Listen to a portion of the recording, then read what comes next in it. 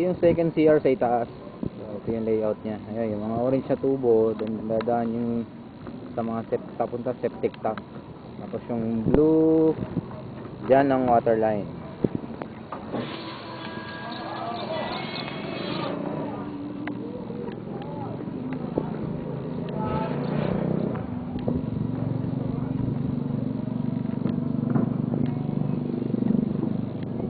Dito bali papasok yung sa master's bedroom.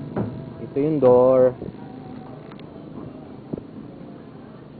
Tapos pag left side, dito banda yung closet. Ayan. Tapos sa right side niya, dito yung sa right niyan ng lavatory, sa left side yung bathtub. Tapos dito sa pinaka dulo, dito na yung pinaka toilet bowl.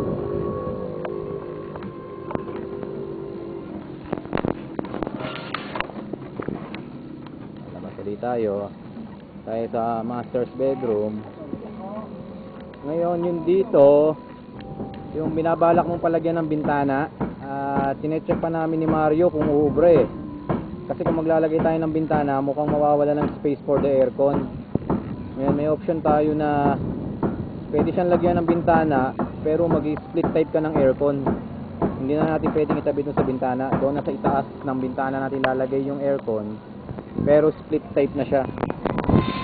Or yun nga, wag na natin lagyan ng bintana, aircon na lang dyan. So dito naman yung palabas ng terrace. Ayan, may door dito. So ito yung pinaka pasilyo nya.